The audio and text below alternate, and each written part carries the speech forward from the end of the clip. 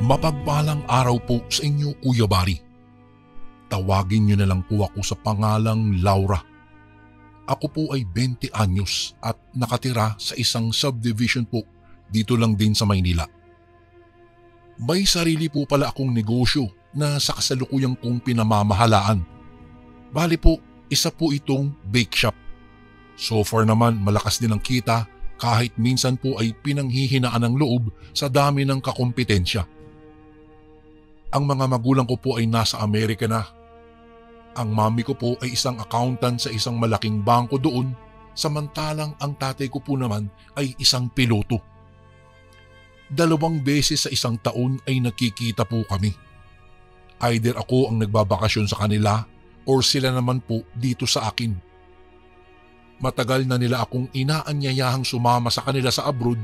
Kaso nga lang po ay may sentimental value kasi para sa akin ang bake shop at hindi ko maiwan-iwan. Masasabi ko pong maayos na naman ang lahat para sa akin. Maliban na nga lang sa siguro sa isang pangyayari na nagsisilbing bangungot sa tuwing napapag-isa po ako sa gabi.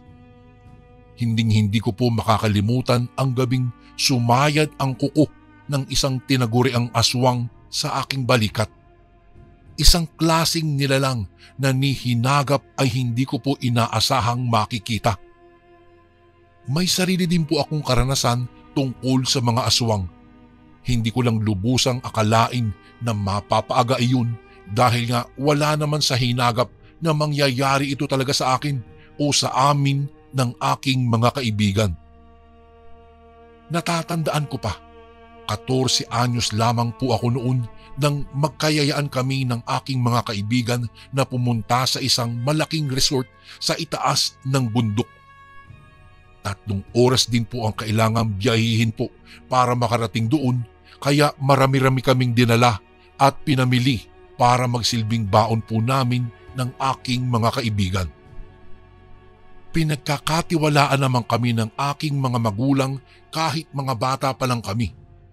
Bukod kasi sa responsable naman kami, ay may kasama naman kaming mauutusan na noon ay mas matanda pa sa amin.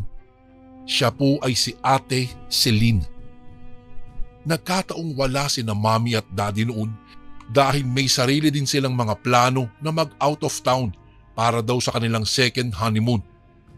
Umaasa pa ang mga magulang ko na masusundan ako at gayon din naman talaga ako. Araw po iyon ng Sabado. Walang pasok sa eskwela kaya libre ang lakwatsa kahit tinatakot ako ni Ate Celine na isusumbong daw niya ako kay Mami kapag hindi ko siya isinama. Sanay na ako sa kanya, Kuya Bari. Sa totoo lang, palagi naman talaga siyang kasama. Siyempre, hindi ko maaatin na magbilad sa araw habang pinagsisilbihan ang mga kaibigan kong alam ko din namang mas spoiled brat pa kaysa sa akin. Marami kaming dinala ni Ate Celine. Alam ko naman na malayo ang pupuntahan namin kaya kailangang may sapat kaming supplies para sa isang buong linggo. Hindi ko din nakalimutan magdala ng baril just in case lang naman po kung may emergency. Nanggagalaiti po si Ate Celine nang makita niya na isiniksi ko ang bagay na iyon sa aking bag. Alam niyang bawal akong magdala kaya naman halos magmakaawa ko sa kanya na huwag isusumbong sa mga magulang ko. Mabuti na lang madaling kausap itong si Ate Cel. Pinautang ko siya ng 5,000 piso at quits na kami. Wala nang magsusumbong at wala na ding isusumbong.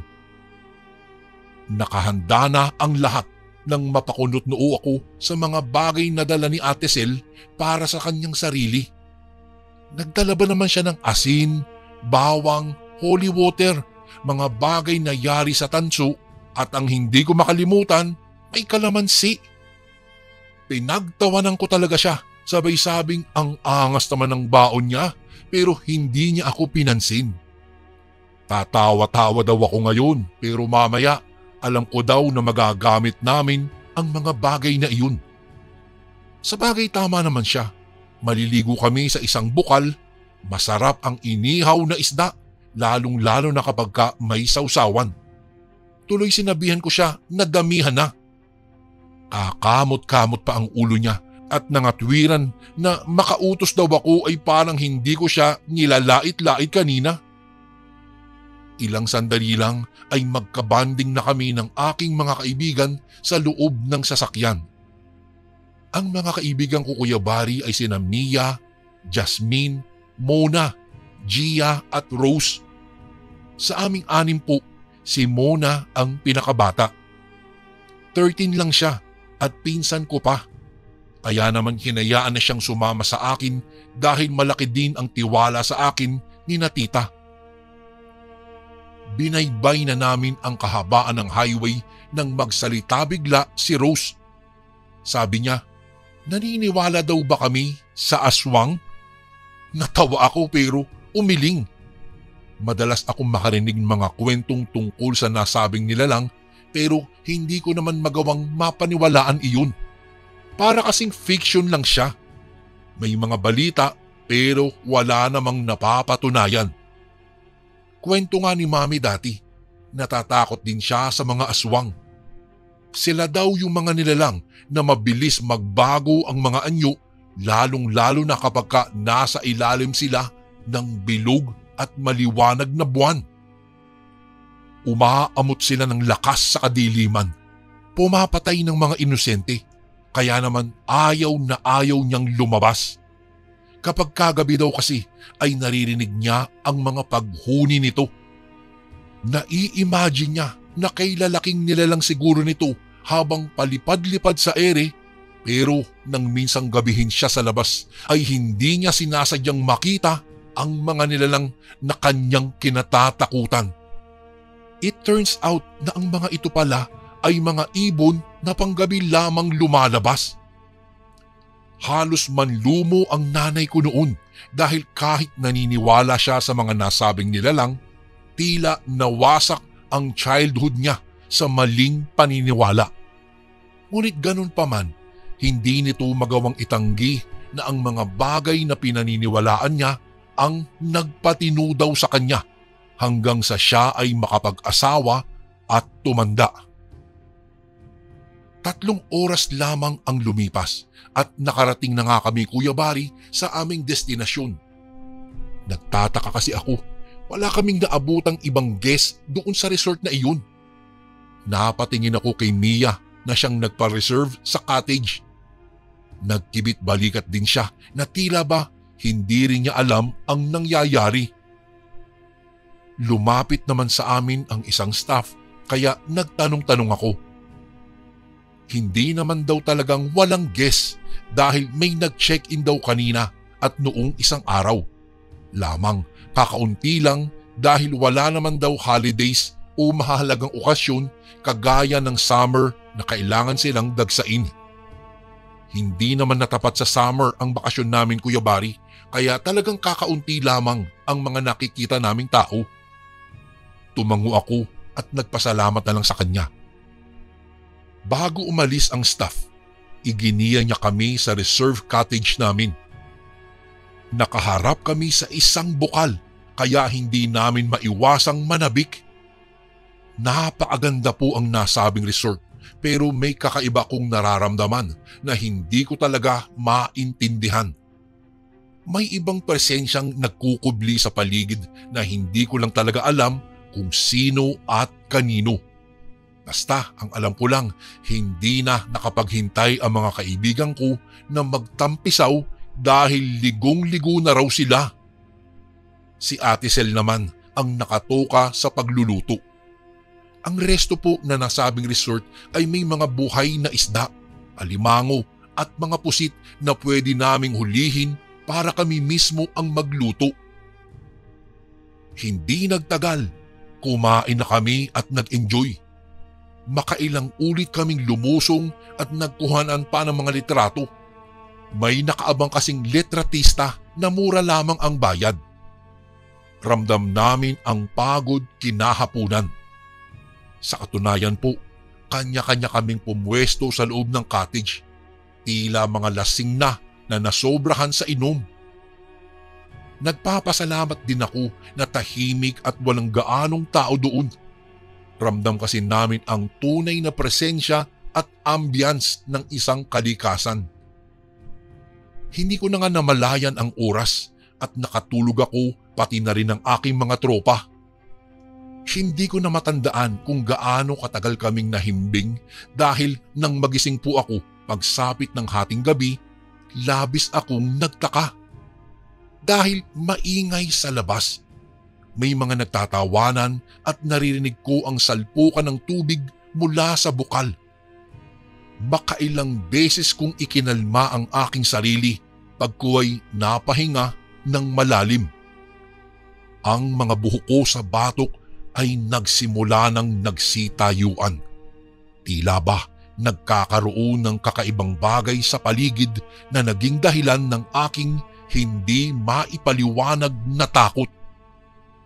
Kahit inaantok pa ay bumangon na lamang ako para tignan kung sino ang mga nag-iingay. Paglabas ko ng aming cottage ay nanlaki na ang mga mata ko nang makitang napakaraming tao sa labas. Napatingin ako sa suot kong relong pambisig. Pasado 11:00 at para naman may kasama ako ay ginising ko si Mia para naman makita niya rin ang mga taong nasa labas. Makailang beses ko siyang niyugyug hanggang sa tuluyan na nga siyang magising. Sinabi ko sa kanya kung gaano kadaming tao ngayon doon sa labas na tila ba hindi man lang nilalamig at walang pakialam sa dilim o baka man lang maengkanto sila. Kagaya ko, gulat na gulat din si Mia at nangatal. Sinabi niya sa akin na huwag daw kaming lalabas at baka namamalikmata lang kami. Para sa akin, imposible talaga iyon. Hindi ko alam kung papaano ako magre-react ng tama pero alam ko talaga na totoong tao ang mga nakikita ko sa labas. Naging maingay din tuloy kaming dalawa at pinagtatalunan kung lalabas ba o hindi. Hanggang sa maisip kong gisingin si Ate Celine at ang iba pa. Kagaya ko at ni Mia, gulat na gulat din ang iba. Halos hindi sila makapaniwala sa kanilang mga nakita. Nang maisip naming makisalamuha sa mga tao sa labas, pero mariing tumanggi si Ate Cel. Sabi niya, hindi ba daw kami nagtataka? Parang biglaan namang daw dumami ang mga tao sa resort na iyon, gayong kasasabi lang ng isang staff kanina na wala na daw gaanong guest dahil hindi naman summer. Nagsuwestyon si Ate Cel na wag muna kaming basta-basta magpakita. Kailangan daw munang magmatsyag kami, kaya sa labis kong panggigilalas, sa bintana kami lahat dumaan. Sa madilim na bahagi kung saan walang sino man ang mag-aakalang daraan kami. Pinalabas kaming una ni Ate Cel samantalang siya kinolekta ang mga mahalagang gamit namin. May inayos din siya sa kama at pinagmukha itong may mga natutulog. Nang makalabas na siya ay nagtatakang tinanong ko si Ate Cel. Anya, may kailangan lang siyang patunayan. Kapag ka daw tama ang hinala niya, kailangan na talaga naming umalis kahit na ganitong oras pa. Nanatili kaming tahimik at nagulat nang marinig ang marahang pagbukas ng pintuan ng cottage. Nakita ko ang 3 taong pumasok, isang babae at 2 lalaki. Hindi nila kami napapansin dahil nasa likurang bahagi kami ng cottage at katiting na siwang lamang ang aming nasisilip, pero dahil maliwanag sa loob ng cottage ay tanaw na tanaw namin sila. Hindi ko alam kung papaano magre-react nang maglabas ng palakol ang isa sa mga lalaki at tinuro ang kinaroroonan kanina ni Mia. Walang habas nila itong pinalakol, sabay tawanan. Nagtangka akong sumigaw pero mabilis na tinakpan ni Ate Cel ang bibig ko. Saka sinabing kailangan na naming umalis. Mga aswang daw ang mga taong sinasabi naming naliligo sa bukal at naroon sila para pagpiestahan kami. Sinasal ng kaba ang aking dibdib. hindi ko alam kung ano ang dapat na unang hakbang sa pagtakas. Bigla naman akong nablangko nang marinig naming lahat na nagwala ang mga tao sa loob ng bahay, sabay sigaw na nakatakas pa daw ang mga taong pagpepiestahan nila. Maging ang aking mga kaibigan ay nangatal na sa takot nang marinig ang sinabing iyon ng isang ginang. Nagmamadali kaming sumiksik sa may kawayanan habang si Ate Sel naman ang nagsilbing gabay namin. Ibinaba niya ang dalang handbag na may mga lamang abubot.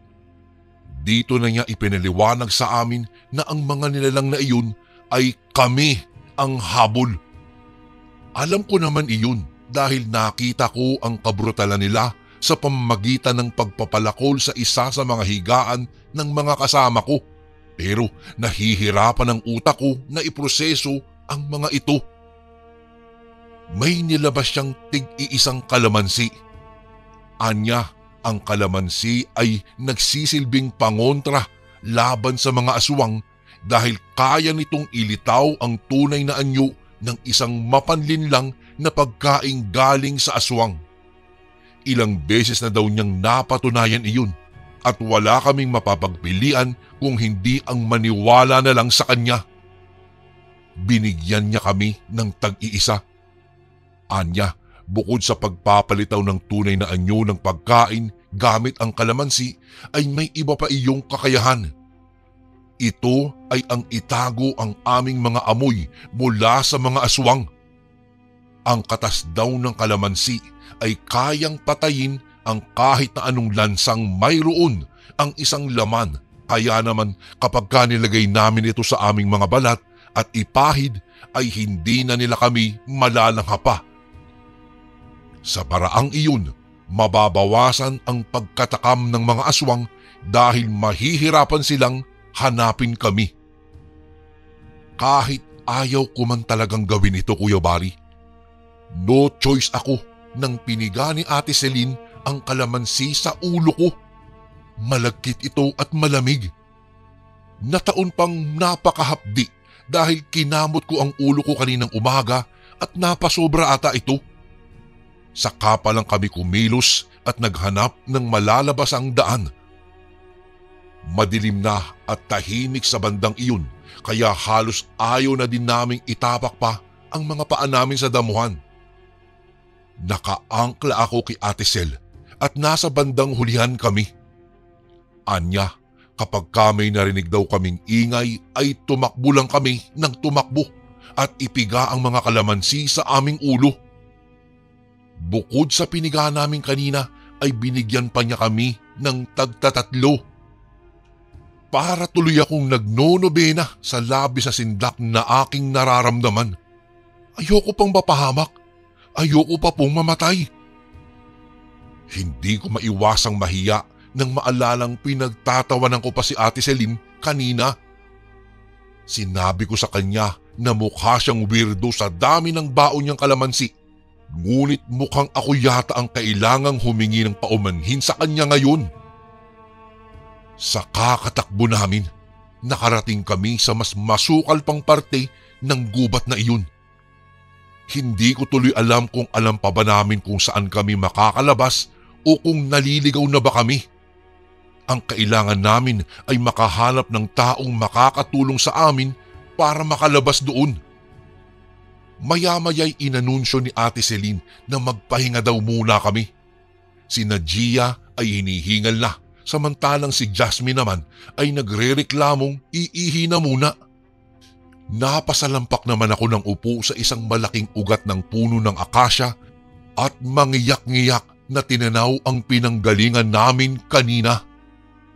Hindi ko akalaing hahantong sa ganito ang masayang plano namin. Kung bakit ba naman kasi biglang nagkaroon pa ng mga aswang sa paligid? Di sana'y maayos lang kaming nagkakasiyahan ng aking mga tropa. Noong matapos sa kani-kaniyang pagpapahinga ang mga kaibigan ko, nagpasya na kaming magpatuloy. Hindi ko na alam kung makakalabas pa kami dito ng buhay, pero umaasa ako na sana hindi na kami mahabol pa ng mga aswang na iyon. Ngunit ang dalangin kong iyon ay hindi natupad. Sinabi sa amin ni Ate Sel na may natatanaw daw siyang liwanag sa di kalayuan. Akala ko kabahayan ang aming malalapitan, pero hindi pala. Ito ay ang mga taong humahabol sa amin na dumaan sa ibang pasikot-sikot habang hawak-hawak ang mga sulo na nagsisilbing tanglaw nila sa madilim na kakahuyan. Sinagilahan na kami ng takot at nagkanya-kanya na sa pagpiga ng katas ng kalamansi sa aming mga ulo. Alam kong nakasisiguro na ako sa katapusan namin, pero hindi nawala ng pag-asa si Ate Sel. Naglabas siya ng asin at mga gamit na yari sa tanso. May kwintas, may bracelet at punyal. May dala pa siyang buntot pagi at holy water, kung saan inutusan niya kaming isaboy sa mga aswang oras na mapalapit sila sa amin ngayon. Nanginginig na tinanggap ko ang binigay niyang punyal. Ewan ko lang kung bakit parang nalulusaw sa kandila ang mga paa ko, pero nang umatungal ang isa sa mga humahabol po sa amin ay ganun na lamang ang pagsigaw ko. Nagtakbuhan na kami kasabay ng paghabol sa amin ng taong bayan. Habang humahakbang sila, napapansin ko ang pagiging bayulente nila. Nakikita ang pagkatakam sa mukha at pagiging mabalasik. Tila ba nakahanda na silang manakmal anumang oras. Ito ang dahilan kung bakit napilitan akong harapin ang humahabol sa akin at sinabunutan siya ng mariin. Nakalimutan ko na din ang hawak na punyal dahil naalala ko na lamang na nabitawan ko na pala ito nang maramdaman ang mahahapding sugat na nilikha ng kalmot ng kasagupa kong aswang. Maya-maya'y natanaw ko si Ate Sel na nakikipagsabunutan na rin sa kaaway niyang aswang. Nanlaban siya ng gusto at halos pumalahaw nang mahila ng isa sa mga naglalaway na nilalang ang kanyang buhok. Ni hindi niya binitiwan ang kanyang bag kahit pa nagpagulong-gulong sila sa lupa. Lumakas bigla ang loob ko, Kuya Bari, at nagpumiglas.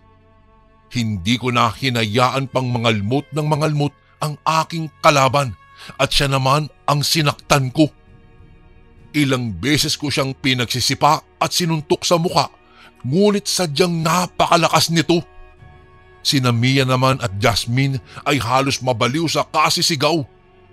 Si Gia ay nakaakyat na sa isang punong kahoy, pero inaakyat na siya ng isa din sa mga nilalang na humahabol sa amin. Si Mona naman ay sumiksik sa butas na mayroon ang isang punong kahoy, habang si Rose naman ay abalang-abala sa mga bato. Wala na siyang pinipili, basta mapalapit lang sa amin ay kaagad niyang pinatatamaan. Kitang-kita ko ang takot sa mukha ng bawat isa sa mga kaibigan ko. Lahat sila ay desidido talagang lumaban at makipagpatayan. Kaya naman nang makahanap ako ng tiyempo ay sumigaw ako ng sumigaw. Umaasang may mga mabubuting tao pa ang nakahandang tumulong sa amin. Matagal din pong humupa ang komosyon sa pagitan namin at ng mga nakasisindak na taong ito. Hindi man lang sila tuluyang nagbago talaga ng anyo, pero tila sila'y sinasapian habang mabangis na nakaharap sa amin. Ilang oras na din kaming nakikipaglaban kay kamatayan nang may dumating na kalalakihan. Sila ay grupo ng mga binatang may suot na salakot sa ulo at may hawak na karit. Ang kanilang mga damit ay may mahahabang manggas, tipikal na hitsura ng mga magsasaka. Nanghihina na ako sa dami ng sugat ko sa katawan, pero ayokong pumikit. Gusto kong malaman kung aswang din ba ang kalalakihang ito na nagsalba sa amin laban sa mga nilalang. Ngunit nang makita kong umaatake sila sa mga ito gamit ang kani-kanilang karit, isa lang ang napagtanto ko. Kakampi namin ang mga binatang ito. Sa nanlalabo kong paningin, nakita ko pa ang matatapang nilang kilos na animoy hindi man lang sinusukuan ang pakikipagsagupaan sa mga aswang. Namataan ko na inalalayan pa nila si Ate Sel at ang iba pa bago ako nawalan ng malay. Nang magising ako, maliwanag na at mukhang maingay na sa labas. Napakistot ako at kinabahan nang mapansing nasa isang kubo ako. Nang sinubukan kong bumangon, napaiyak pa ako sa sakit ng aking katawan. Tila ba ako'y nabugbog ng 7 demonyo? Sobrang sakit ng aking mga kalamnan.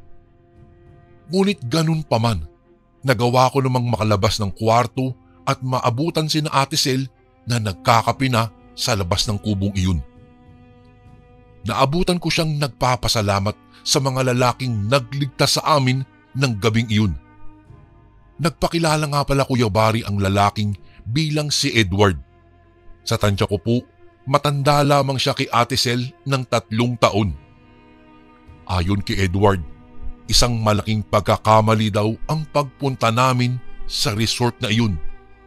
Hindi na daw dapat kaming nagpadala sa kagandahang inaalok nito. Sadyang mapanlin lang daw ang resort at maraming nakatagong sikreto. Dagdag pa niya, marami na din naging biktima noon ang nasabing mga lokal na taga roon, kaya hindi nila inaasahang may mabibiktima muli ngayon. Nagsimula lang daw sa hawa ang pagkakalat ng lahi ng mga aswang doon sa resort na iyon. Maging ang may-ari nito ay nahawa din daw at naging aswang hanggang sa kalaunan. Hindi na normal na kasiyahan ang iniaalok ng mga lokal na nakatira sa nayong iyon. Sila na mismo ay pinagpepiestahan ang mga biktimang nakapalibot sa lugar na iyon. Umiling na lang si Mia na siyang nagpa-reserve ng cottage sa nasabing lugar. Wala siya kasing kaide-ideya na kapahamakan pala ang magdadala sa amin sa lugar na iyon. Buti na lamang daw at nailigtas kami ng grupo ni Edward. Sila naman ay grupo ng mga magsasakang nabiktima ang mga kaanak at piniling sumama sa mga nanghawa sa mga ito. Swerte pa din daw kami na nakapag-isip kami kung papaano mapapatagal ang proseso ng pagtugis ng mga aswang sa amin. Ito ay dahil sa pinigang katas ng kalamansi. Nababawasan nito ang amoy namin kapag nasa ulo namin ang katas nito. Nagpapasalamat na din kami kahit papaano kay Ate Celine dahil siya ang nakapagligtas sa amin mula sa tiyak na kamatayan. Mabuti na lang talaga, marami siyang baong kalamansi noon. Nagamit namin ito at hindi gaanong napahamak kahit napapaano. Hindi kasi kami naaamoy ng mga aswang kaya matagal din bago nila kami natuntun. Kung nataong walang dala si Ate Sel, hindi ko na alam kung ano pa ang pwedeng mangyari sa amin. Ayon pa kay Edward, hindi nila natalo ang mga aswang. Mas marami ang mga ito at mas mababangis. Pero nagawa nila kaming itakas palayo sa nayon ng mga aswang.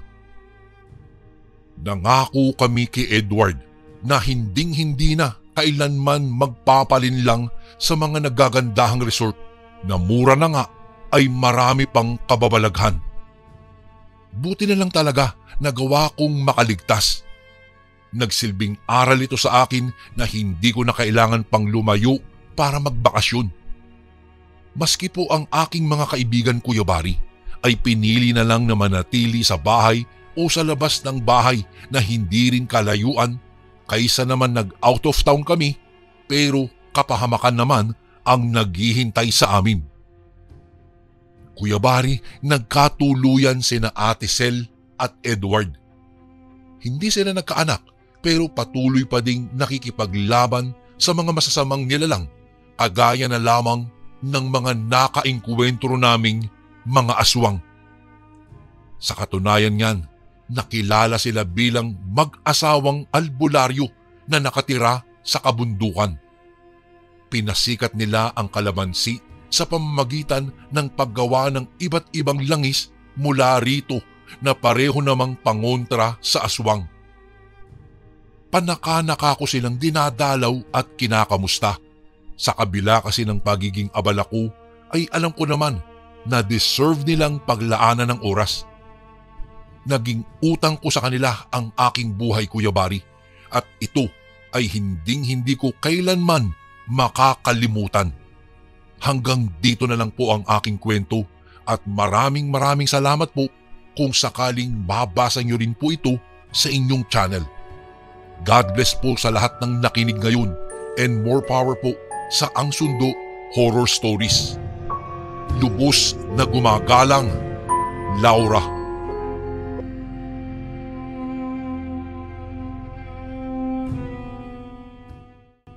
Isang magandang araw po sa inyo, Kuya Bari. Isa rin po ako sa masusugid na tagapakinig ninyo sa inyong channel. Kung mamarapatin po ninyo, ay bala ko sanang magbahagi ng kwentong aswang sa inyo. Siya nga po pala, bago kong malimutan, tawagin nyo na lang po ako sa pangalang Alden. Ang kwentong nais kong ibahagi ay naging karanasan namin ng aking mga kaibigan na itago na lang natin sa pangalang Rito at si Boy. Nangyari ito nang sa hindi namin inaasahan. Nakarating kami sa isang liblib na baryo na iniiwasan pala ng lahat dahil kuta pala ito ng aswang.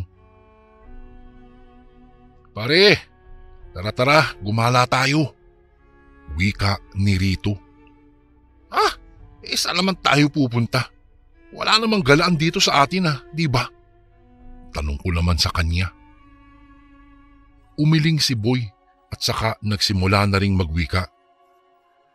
Pare, may dun sa kabilang baryo. Mayroong parang campsite daw doon Doon na lang kaya tayo pumunta. Napatingin ako sa dalawa kong kaibigan. Hinihintay ko ang kanilang magiging tugon hanggang sa magsalita na rin si Rito. "Uy, pwede rin naman. Pero ang problema, malapit nang dumilim Baka sarado na yun." Hindi. Ayon kasi sa aking kilala, bukas iyon ng 24 oras. Sabi naman ni Boy.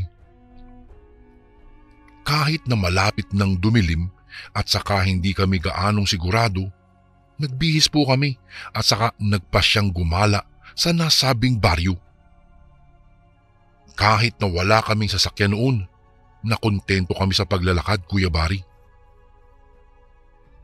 Noong nasa kalagitnaan na kami ng aming paglalakad, may nakasalubong kaming isang matanda. Napatitig siya sa amin at nang makita niyang nakabihis kami, nagtanong ito sa amin. "Saan ba kayo pupunta? At parang bihis na bihis kayo Tanong niya sa amin. Ako na ang nagpasyang sumagot sa kanya. Manong, gagala lang po kami sa kabilang baryo. Doon po sa bagong bukas na campsite." Dahil sa winika kong iyon, kita kong napamulagat ang mga mata ng matanda. Napailing siya at parang nag-alala para sa amin. Saan ba mo? Bakit kayo doon pupunta? Alam ba ninyong iniiwasan ang baryong iyon? Lalo na tuwing sasapit ang gabi. May mga aswang na naninirahan doon. Dahil sa winikang iyon ng matanda, napalunok po ako ng aking laway. Sa hindi ko malamang dahilan, nakaramdam din ako ng takot.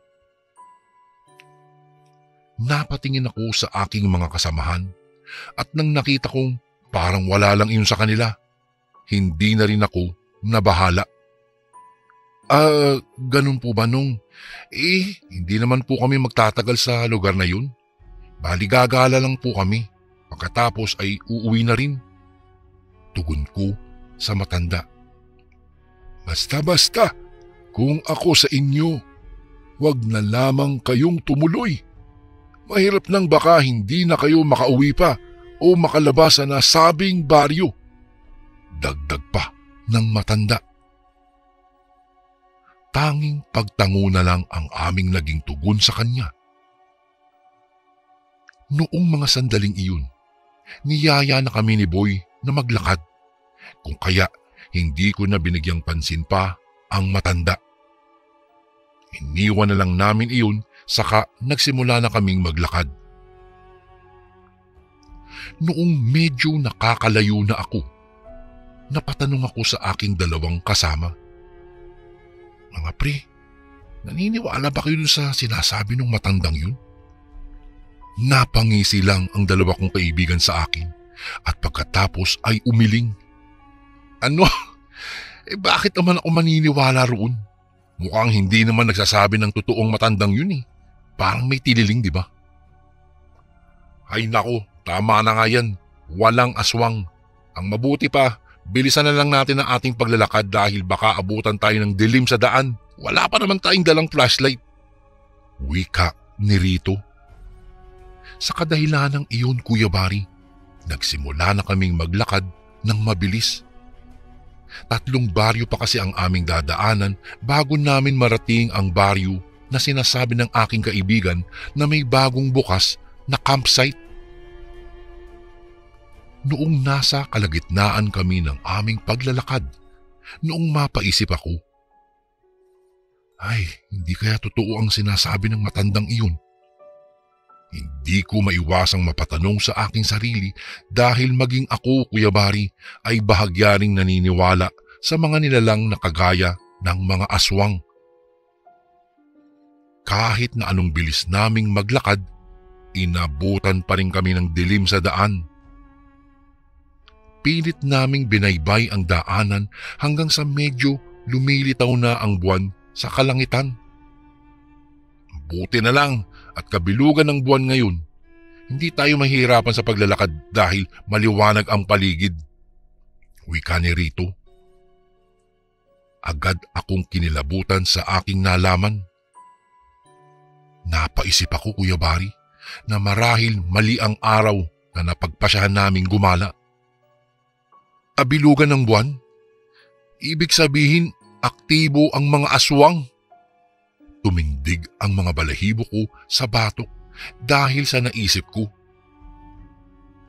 Makaraan ang humigit kumulang 1.5 oras na paglalakad. Nakarating kami sa nasabing baryo. Medyo liblib na iyon at walang gaanong bahay. Kung kaya nakaramdam kami ng pananabik. Wala pa ng gaanong nakatira dito, no? Wika ko. Oo mga pre, isa ito sa mga lugar na hindi pa nararating ng karamihan. Saad naman ni Boy. Nagpatuloy kami sa aming paglalakad hanggang sa may nakita kaming karatula na nagsasabi ng direksyon kung saan namin matatagpuan ang campsite.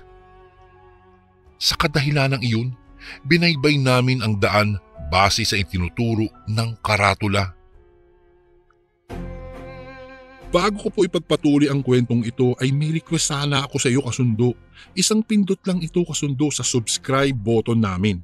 Malaking tulong po ito sa amin kasundo upang mapagpatuloy pa namin ang mas marami pang magagandang kwento. Salamat sa pag-subscribe mo, bagong kasundo. Teka. May mga bahay pala sa bahaging iyon, tingnan nyo. Bulalas ko nang makakita ako ng mangilang-ilang liwanag. Sa aking sapantahay, mula iyon sa mga sulo. Oh, baka dyan din ang sinasabi nilang campsite. Bulalas ni Rito. Nauna siyang maglakad patungo sa mga kabahayang iyon.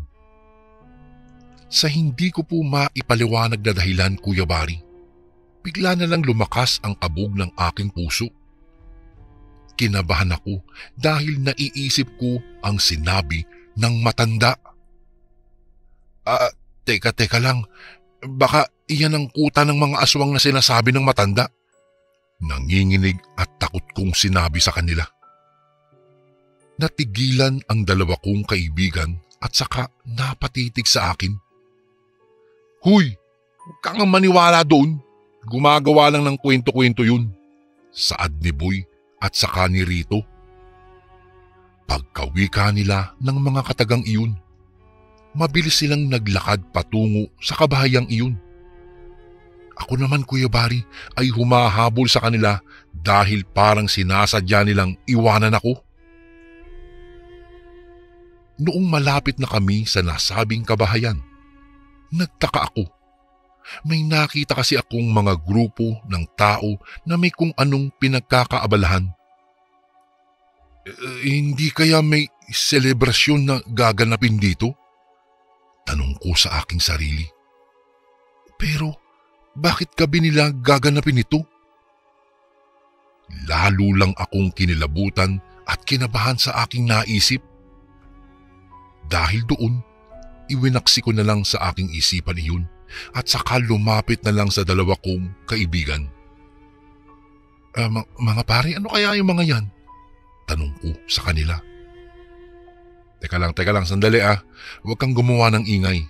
Baka marinig tayo at maistorbo natin sila. Sabi ni Rito. Napatikom ako ng aking bibig at saka nagmasid na lang sa mga taong naroroon. Noong mga panahong iyon, Kuya Bari, doon ko palang nawari na may mga kawa silang isinasalang sa apoy. Nang walang ano-ano'y, laking gulat naming tatlo noong ilabas ng dalawang lalaki ang isang batang nakagapos at parang naghihingalo na. Ay anak ng, tingnan niyo oh, sabi ko na sa inyo eh, tama yung matanda. Hindi na sana tayo pumunta dito pare. Aswang ang mga iyan, mga aswang. Tarantang sabi ko sa dalawa. Teka, huwag ka munang maingay. Hintayin natin kung anong gagaw. Hindi na ipagpatuloy ni Boy ang kanyang sasabihin dahil nakita naming biglang inilublob ng mga lalaking iyon ang bata sa kawa na mayroon palang kumukulong tubig. Isang mahinang pag-ungol na lang ang aming narinig pero nasapawan iyon ng pagtatawanan ng mga tao roon. Pagkaraan lang ng ilang sandali, hinango nila ang batang iyon at saka hiniwa ang iba't ibang parte ng kanyang katawan. Lahat kami ay pinigilan ng aming sarili na masuka. Hindi rin mapapantayan ang kilabot na aking nararamdaman noong makita ko ang pagbabago ng anyo ng mga nandoon. Naging aswang ang mga ito. Tila sabik na sabik silang kainin ang laman ng bata. Subalit, biglang nagwika ang isa nilang kasama. Sandali, hintayin natin ang paghahating gabi. Umatungal ang mga aswang na iyon habang nakatingala sa buwan. Ilang sandali pa, inilabas ulit nila ang isa pa nilang bihag. Isang lalaki iyon na alam naming wala ng buhay. Nakalupasay na kasi ito, Kuya Bari. Biglang inilublob din nila iyon sa kawa at saka agad ding hinango. Habang hinihiwa nila ang iba't ibang parte ng katawan ng lalaki, panay na rin ang kanilang pag-angil. Ilang sandali pa, kinalabit na ako ni Boy. Umalis na tayo dito, baka mahuli pa tayo ng mga aswang na yan. Bigla akong napatayo ng mga oras na iyon, Kuya Bari. Hinintay ko ang hudyat ng aking mga kasama na aalis na kami. Subalit, bago pa man makapagbigay ng hudyat ang aking mga kasama, napalingon ang isang aswang sa bahagi kung saan kami nagtatago. Ilang segundong napako ang titig ng aswang sa aming pwesto. Ay, tara na! Umalis na tayo dito! Sigaw ni Rito. Kahit na nakatitig pa ang aswang sa aming pwesto, dali-dali kaming umalis. Tumakbo kaming tatlo pabalik sa daan ng aming binaybay. Nawala na sa aming isipan ang tungkol sa campsite na gagalaan sana namin. Habang tumatakbo kaming tatlo, dinig na dinig ko pa ang pag-atungal ng mga aswang.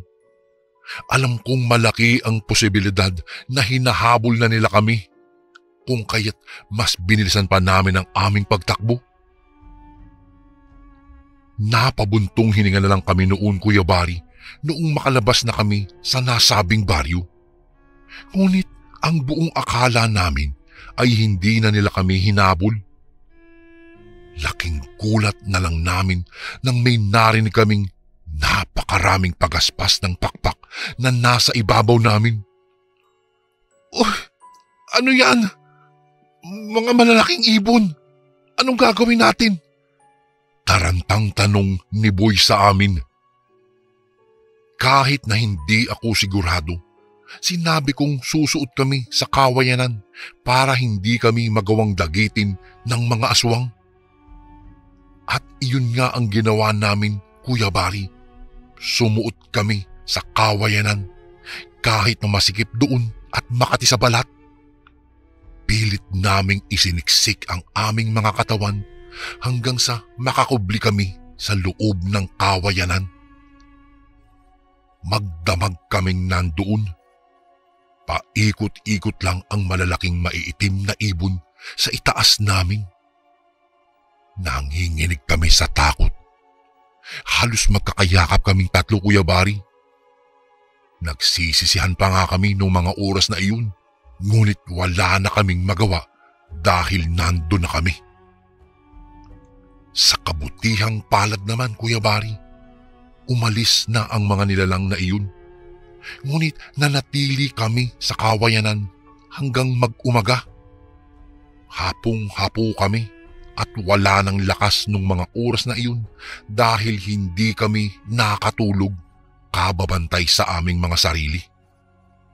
Noong medyo mataas na ang araw, napagpasyahan na naming lumabas sa kawayanan. Noon lang kami lumabas at muling naglakad pabalik sa aming baryo. Walang nagsasalita. Wala na ring nagsisisihan. Tila naging aral sa aming tatlo ang paglalakbay na iyon. Sa aming paglalakad ay nakasalubong namin ulit ang matanda. Tumingin lang ito sa amin at umiling-iling. Marahil, Kuya Bari, ay alam na niya ang nangyari sa aming tatlo noong gabing iyon. Kami naman ay hindi na makatingin sa matanda at nagpatuloy na lang kami sa aming paglalakad pauwi. Pagka-uwi namin, nakasalubong sa amin ang aming mga magulang na tila nag-aalala. Ikinuwento namin agad sa kanila ang nangyari. Pinagalitan kami ng aming mga magulang dahil hindi daw kami dapat pumunta sa nasabing baryong iyon. Dahil iyon ay ang iniiwasan sa kadahilanang pugad iyon ng mga aswang. Magpasanggang ngayon, Kuya Bari, ay hindi ko pa rin malilimut-limutan ang pangyayaring iyon. Tuwing maaalala ko po ang mga taong niluto ng mga aswang na iyon, ay napapakrus na lang ako at sana'y natahimik na ang kanilang mga kaluluwa. Sa tuwing makakakita po ako ng mga kawa sa mga fiesta, ay hindi ko talaga maiwaglit sa aking isipan ang mga pangyayaring iyon na minsang muntik na kaming mabiktima dahil lang sa pagpunta namin sa isang iniiwasang baryo. Hanggang dito na lang po ang aking kwento, Kuya Bari. Salamat po ng marami kung ito po ay inyong mababasa. God bless po. Lubos na gumagalang, Alden. And again, maraming salamat po mga kasundo. Don't forget to subscribe and i-click nyo lang po yung bell na button para updated po kayo sa mga upcoming videos namin na paparating. Maraming salamat po ulit. God bless and ingat po lagi dyan. Ito po si Kuya Bari at ako ang sundo.